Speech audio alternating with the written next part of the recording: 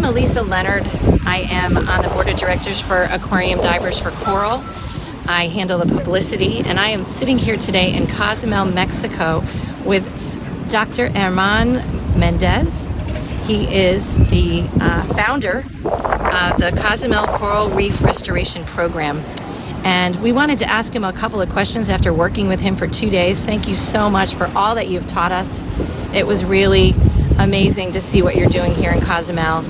And Dr. Mendez, tell us a little bit about your organization, how it got started, and what you're doing and why.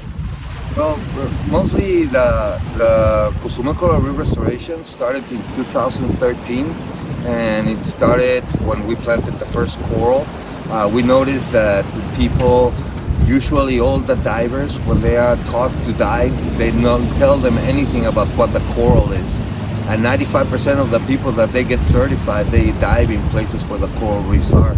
So what we're trying to do through the nonprofit is to try to teach the divers to know what corals are and how they can help the corals to thrive, and that they can enjoy them and their children can enjoy them too. That's terrific.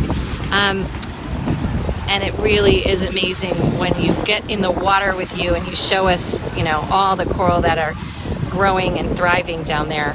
I wanted to ask you, how important to your organization are volunteers? It's very important because you have seen it. You went diving with us, and we have 29 platforms now. So that means that we have in between all of them about 3,000 corals.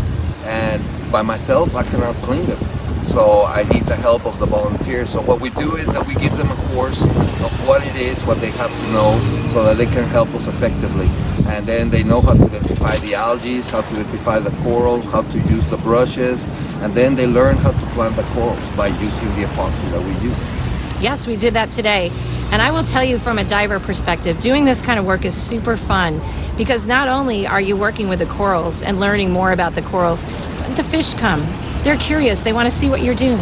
We saw moray eels. We saw ocean triggerfish, all sorts of juvenile fish, turtles.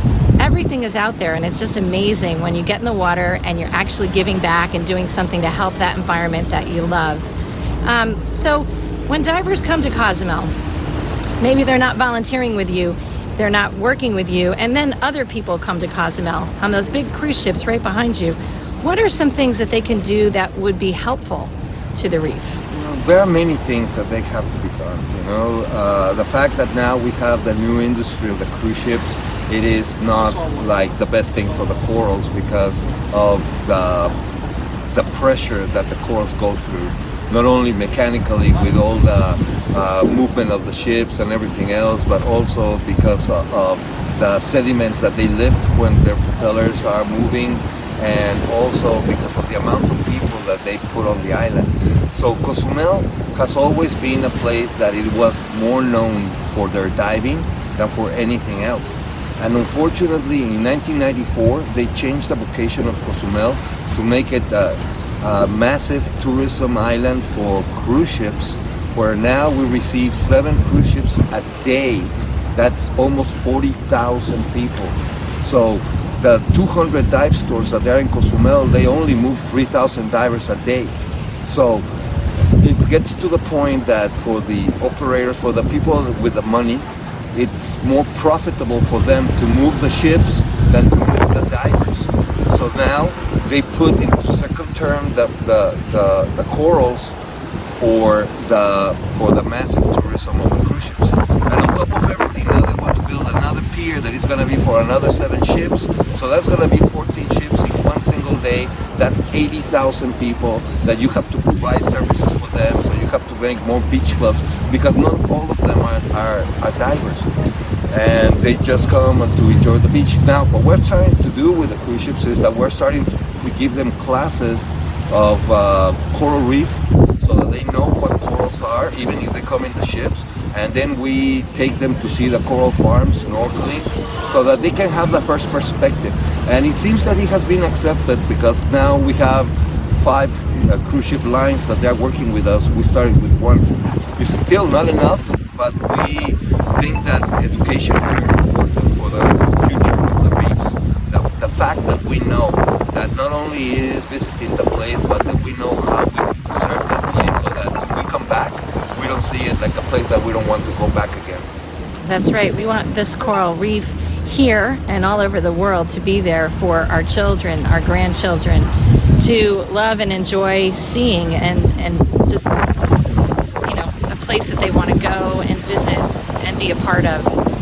So I really thank you for your work. And one last question for you. I wanted to ask about the hope that you see. You've been doing this for such a long time, so you have to be hopeful, or why would you be doing it anymore? So I think that if you were not hopeful, you wouldn't do it. You know, I wouldn't be in the water every day if I would think that this is for nothing. But I do believe that corals can be able to come back, because what they just need is to be able to be understood by the people, that they have to valorate their importance, that they are 1/4 of all the fish that they live in the oceans, the planet. They depend on that little bit of 1% of coral reef that we still have left. So by teaching them now through the program that we have done, we have more than 600 people that they have become volunteers and that they know more about the coral. So if we have already gotten to that point, we know that we can go further, and in that way we can have more people aware, and also to be doing something for the reef. One thing that is very important is to have a sense of belonging, or a sense of ownership of the reef. In the moment that somebody plants a coral, in that moment they own the reef. It's part of them, you know. So the people that they go to come and plant the coral like you did today, you're gonna come back in a year, and the first thing you want to do is go and see your coral. I know that one of the guys, they already put a name to his coral, you know. So it's cool. That's the idea. We have done this, and divers have influenced a lot in the damage of the reefs, unfortunately, because they were not told of what corals were. But 95% of them, they go to where the corals are. And now what we're doing is that we're changing that perspective. And imagine if everybody that comes to Cozumel, instead of coming and breaking a coral, they would come and plant a coral. We would have the best reef of the world done by divers. So that's where we want to go. And we know we can. that's fantastic. Thank you so much for your time and your time on the reef. I think those corals are very resilient, and we just have to give them a helping hand. And that's what our organization and our divers are here to do. So we hope to support you in the future with more trips and more excellent divers who can help you get that reef even better than it is looking today. Thank you.